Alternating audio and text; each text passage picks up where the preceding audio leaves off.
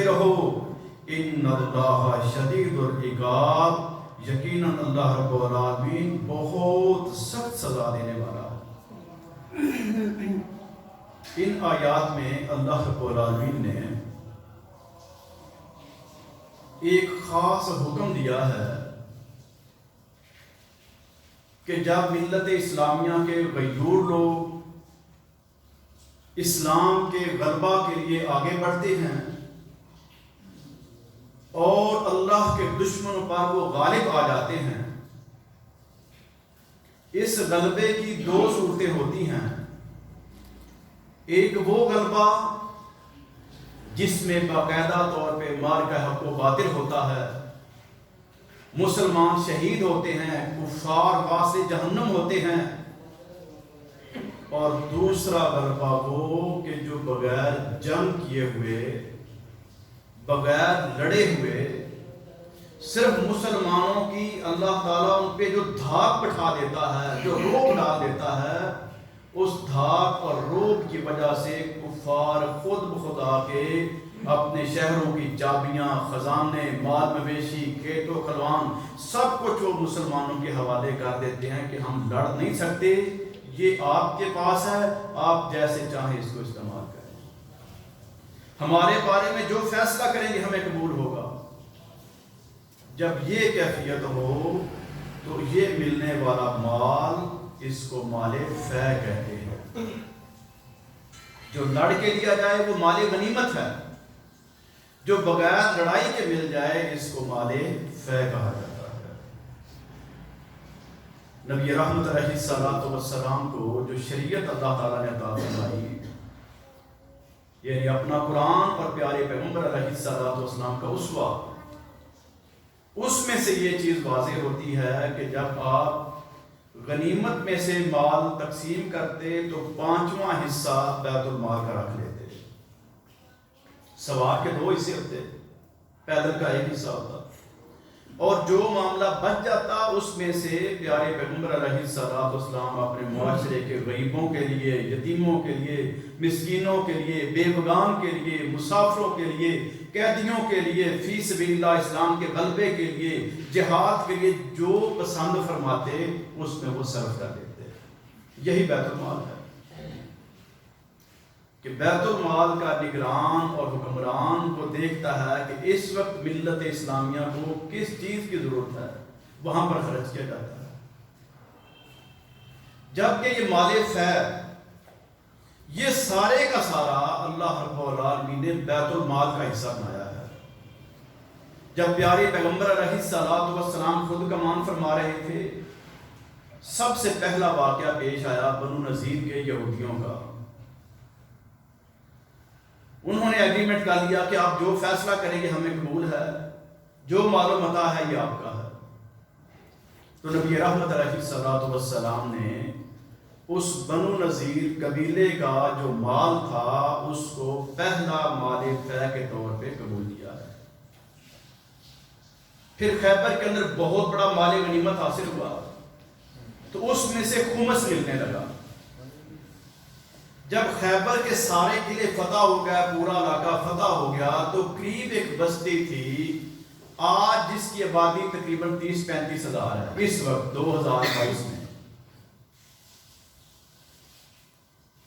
اس وقت بالکل تھوڑے سے گھرانے تھے یہاں پر، لیکن زمینیں کھلی تھیں، باغات تھے کھجوروں کے بھی، فصلیں زرخیز تھیں اور پانی کا شاندار انتظام تھا۔ ان لوگوں نے جو دیکھا کہ ان کا مقابلہ کوئی بھی نہیں کر سکا تو ہم نے ضرور مقابلے میں آ کے مرنا ہے۔ ان کے جو بڑے لوگ تھے وہ خود آ کے پیش ہو گیا کہ اللہ کے نبی ہم اپنے آپ کو آپ کے پاس پیش کرتے ہیں، آپ جو فیصلہ کریں گے ہمیں قبول ہوگا۔ تو نبی رحمت علیہ السلام کو یہاں سے جو مال ملا اس میں ایک باغ تھا جس کا نام ہے فدق۔ اس باغ فدق کے اوپر اس وقت تو یہودی کچھ نہ کر سکے، اپنی مرضی سے دیا، لیکن یہودی ایسی گندی نسل سے ہیں، اتنا گندا اور گھناؤنا ان کا کردار ہے کہ انہوں نے اپنے باپ دادا کو بھی معاف نہیں کیا، اپنے نبیوں کو بھی معاف نہیں کیا، ان پر بھی حملے کیے۔ جو نبیوں کے اوپر حملے کرتے ہوں باقی انسانوں کی کیا حیثیت ہوگی ان کے نزدیک؟ تو یہ وہاں سے پسپائی اختیار کر گیا، ظاہری طور پہ بڑا زبردست ایک حلیہ بنایا کہ دیکھو جناب ہم نے بغیر لڑے ہوئے سب کچھ پیش کر دیا، لیکن سازشیں شروع کر دی اور اتنی خطرناک پلاننگ کی۔ آج اس وقت جب کہ جدید ترین ذرائع ہمارے پاس ہیں، ایک کلک کے اوپر ہم ساری دنیا کی تاریخ کو اپنے سامنے دیکھ لیتے ہیں، پوری دنیا کی قرآن کریم کی تفاسیر ہمارے سامنے آ جاتی ہیں، ساری دنیا میں مختلف احادیث ہمارے سامنے آ جاتی ہیں۔ آسان ترین کام ہے اگر کوئی کرنا چاہے۔ انویسٹیگیشن کسی کام کی ہو سکتی ہے، کوئی واقعہ ہو جائے، حادثہ ہو جائے، اگر کوئی پہنچنا چاہے تو 1 منٹ میں پہنچ جاتا ہے، نہ پہنچنا چاہے تو ہزاروں سال گزر جاتے ہیں، کہتے ہیں نہیں پتہ ہی نہیں لگا کیا ہوا کیا نہیں۔ تو جو لوگ تحقیق کرنے والے ہیں، قرآن کریم کو سمجھنے والے ہیں، اور ان کی خواہش ہے کہ ہم اس دین پر آ جائیں جو واقعتاً پیارے پیغمبر جناب محمد رسول اللہ صلی اللہ علیہ وسلم کا دین ہے، ان کو پھر پتہ چلے گا کہ یہودیوں نے کس طرح سے پراپیگنڈا کیا، اور آج بھی مسلمان اس پراپیگنڈے کا شکار ہیں۔ چند مہینے پہلے ایک بہت بڑا مولوی اسی عنوان پر بات کرتے ہوئے ایک لفظ بول بیٹھا، مخالفین نے اس پر کیس کیا اور وہ کتنے مہینے جیل بھگت گیا ہے۔ بہت بڑا مولوی ہے، چھوٹا نہیں ہے، اور کروانے والے بھی اسی کے مسلک کے تھے، ساتھ دوسرے بھی ملے ہوئے تھے۔ تو اتنا خطرناک پراپیگنڈا ہے یہ۔ وجہ کیا ہے کہ اگر یہ حقائق سمجھ آ جائیں تو مسلمان سارے ایک ہو جائیں گے، اختلاف ختم ہو جائے گا، اور جب مسلمانوں کا باہمی اختلاف ختم ہوگا تو سمجھ لیں یہود و نصارہ کی موت شروع۔ جتنے بھی رب کے دشمن ہیں وہ نہیں چاہتے کہ مسلمان اکٹھے ہوں، یہ ایک امت بنے، یہ قرآن و سنت پہ آئیں، وہ کوئی نہ کوئی نئے سے نیا شوشہ چھوڑتے رہتے ہیں تاکہ لڑتے رہیں۔ تو انہوں نے کیا کیا، یہ بات مشہور کر دی کہ نبی رحمت علیہ الصلوۃ والسلام نے اس باغ سے اور خیبر کے خمس سے اور بنو نذیر کے مال خیر سے اپنی ازواج مطہرات کو پورے سال کا ایڈوانس خرچہ دینا شروع کر دیا۔ یہ اب بالکل ٹھیک ہے، حق ہے یہ بات۔ اس لیے ان کو بڑی تکلیف ہوئی کہ اگر یہ ایک سال کے لیے مطمئن ہو جائیں گے، ان کے گھروں کا نظام بہترین ہو جائے گا، یہ اپنے معاش سے بے فکر ہو جائیں گے، تو پھر یہ ساری پلاننگ ہمارے بارے میں کریں گے۔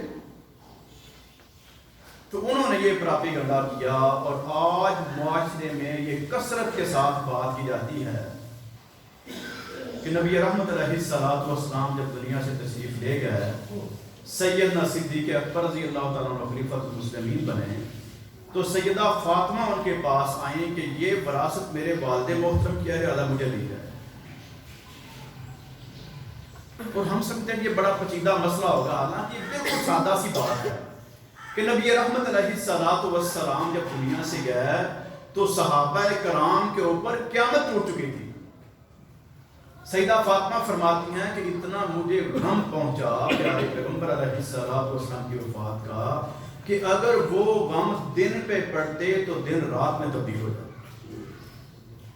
اب اس غم سے نکلتے ہوئے کتنا ٹائم لگا ہوگا، حتیٰ کہ آپ اسی غم کے اندر ٹینشن دیتے ہوئے بیمار ہو گئے، اور صرف 6 مہینے کے اندر وہ بیماری اتنی غالب آ گئی کہ آپ وفات پا گئی۔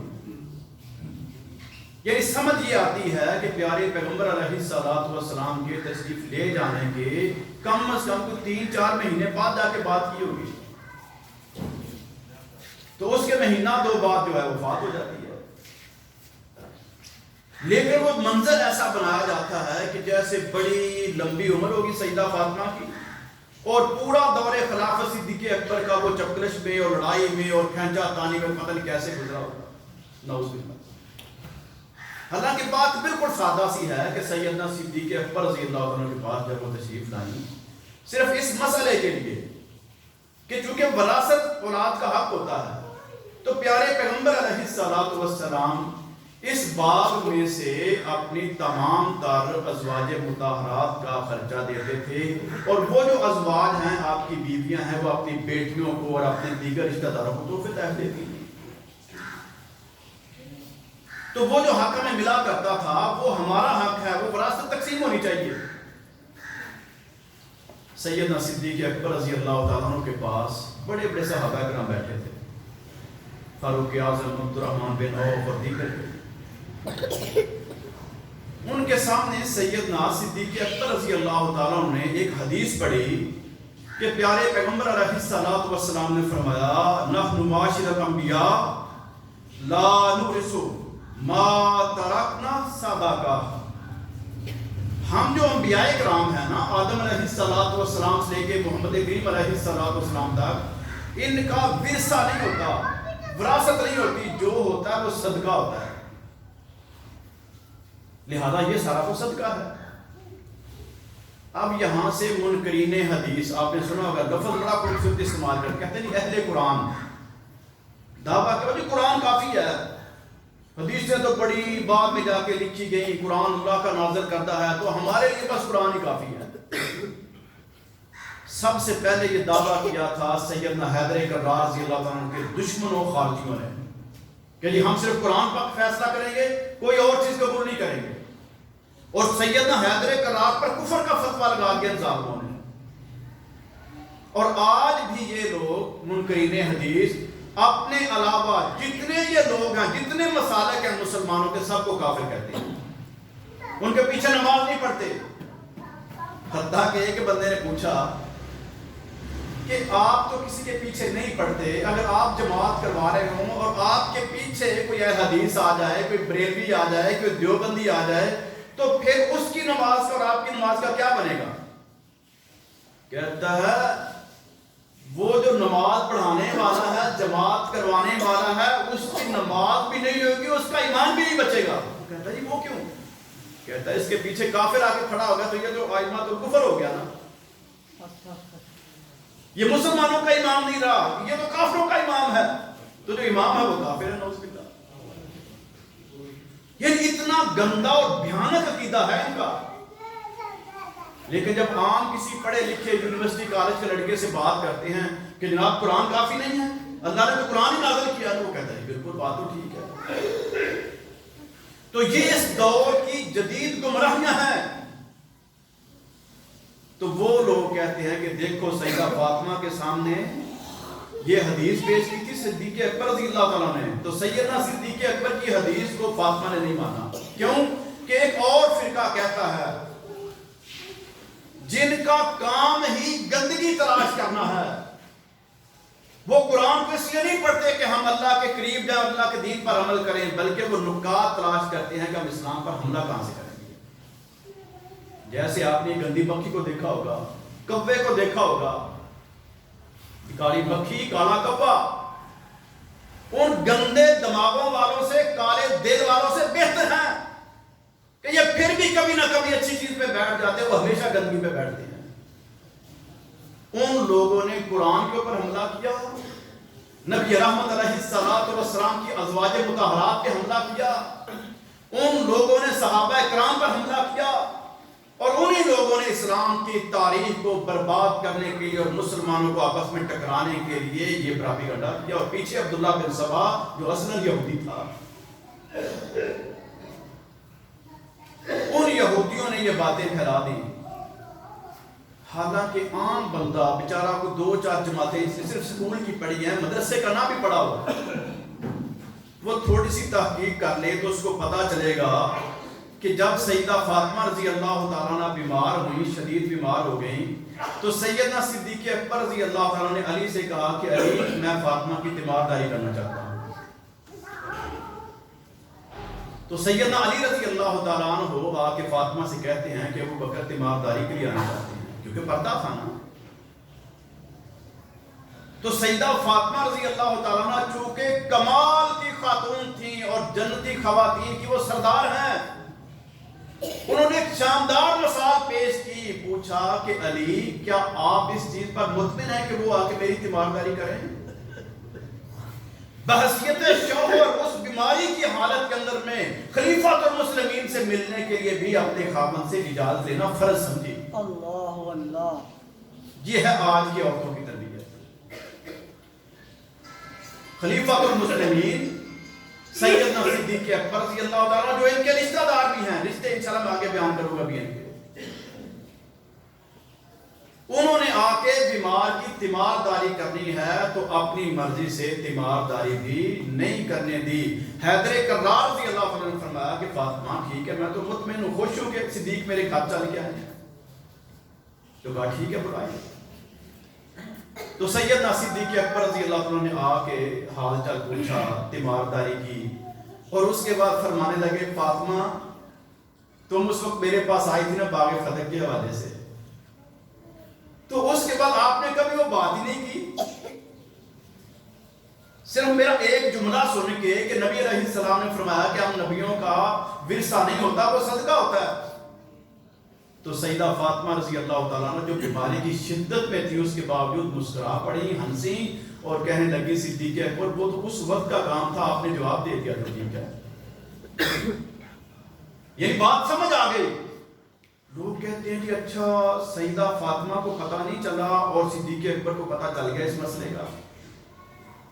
میں نے آپ کو پہلے بھی واقعہ سنایا تھا کہ سیدنا فاروق اعظم رضی اللہ تعالیٰ عنہ کے دروازے پر کسی نے دستک دی، دستک دے کے وہ واپس پلٹ گیا۔ سیدنا فاروق اعظم باہر نکلے، دیکھا کہ وہ بندہ گلی میں جا، اس کو آواز لگائی تم نے دستک دی ہے؟ ہاں جی میں نے دی ہے۔ تو دستک دے کے واپس کیوں گئے ہو؟ کہنے لگے، وہ بھی چونکہ صحابی تھے نا، کہنے لگے امیر المومنین پیارے پیغمبر علیہ السلام نے فرمایا کہ 3 دفعہ دستک دو، اگر جواب نہ آئے تو برا بھی نہ مناؤ اور واپس چلے جاؤ۔ تو میں تو فرمان نبوی کے مطابق واپس جا رہا تھا۔ فاروق کہتے ہیں ایسا فرمان میں نے تو آج تک نہیں سنا، یعنی نبی رحمت علیہ السلام کی 23 سالہ زندگی فاروق اعظم ساتھ ہیں، پھر سیدنا صدیق اکبر کی خلافت میں آپ مشیر ہیں، نہیں مسئلے کا پتہ چلا۔ کہا جاؤ جا کے گواہ لے کے آؤ، اگر گواہ نہ لائے تو میں تمہاری گردن اتار دوں گا۔ تم ابھی سے نبی پاک پر ایسی باتیں منسوخ کرنا شروع ہو گیا۔ وہ مسجد نبوی میں گیا، وہاں پر جتنے صحابہ کرام تھے ان کو کہا کہ یار یہ مسئلہ ہے، تم نے سنا؟ کہتا صاحب نے سنا۔ کہتے ہیں آؤ پھر امیر المومنین کو بتاؤ۔ وہ بچے بھی تھے، بوڑھے بھی تھے، جوان بھی، سب نے کہا امیر المومنین یہ تو بڑا عام مسئلہ، ہم اس پر کئی دفعہ عمل کر چکے ہیں۔ کہتے ہیں اللہ کی قسم مجھے یہ پتا نہیں تھا، آج تم نے بتایا تو مجھے پتا چلا، آج سے میں بھی یہی کروں گا۔ یعنی مسئلے کا پتہ نہ ہونا کوئی ایسی بڑی بات نہیں ہے۔ تو سیدہ فاطمہ رضی اللہ تعالیٰ عنہ سیدنا صدیق اکبر رضی اللہ تعالیٰ عنہ کی تیمارداری پر مطمئن تھی۔ جب سیدنا صدیق اکبر رضی اللہ تعالیٰ عنہ تشریف لے گئے تو سیدہ فاطمہ نے حیدر کرار سے کہا کہ جب میں فوت ہو جاؤں تو میرا غسل جو ہے نا، غسل وہ صدیق اکبر کو کہنا کہ اپنی بیوی کو بھیجیں، وہ آ کے مجھے غسل دے۔ جو ہمارے ذہن بنائے جاتے ہیں کہ جناب صحابہ کرام سارے ایک طرف تھے اور حیدر کرار ایک طرف تھے، وہ کیا ہے؟ ہم یہ واقعات کیوں نہیں بتاتے اپنی قوم کو کہ وہ ایک تھے، ان میں کوئی اختلاف نہیں تھا؟ اگر کوئی سوال ہوتا تھا، اجتہادی معاملہ ہوتا تھا، کوئی بحث مباحثہ ہوتا تھا تو دین کو سمجھنے کے لیے انہوں نے اس دور میں جو آپس میں سوال جواب کر لیے، قیامت تک کے مسلمانوں کی رہنمائی ہو گئی۔ اگر وہ سوال جواب نہ کرتے تو مسلمان تو اندھیرے میں رہ جاتے۔ وہ جو کچھ ہوا اللہ کی حکمت سے ہوا۔ ہم نے ہر صحابی اور ہر صحابیہ کے بارے میں مطمئن ہو کے جب بھی ان کا نام آئے اپنے پورے ایمان کے ساتھ، عزت و توقیر کے ساتھ ان کے ساتھ کہنا ہے رضی اللہ عنہم ورضوا عنہ، اللہ ان سے راضی، وہ اپنے رب سے راضی۔ تو جب ہم اس انداز کو لے کے چلیں گے تو پھر ہمارے معاشرے میں یہ جو اس وقت حیجانی کیفیت ہے یہ نہیں رہے گی۔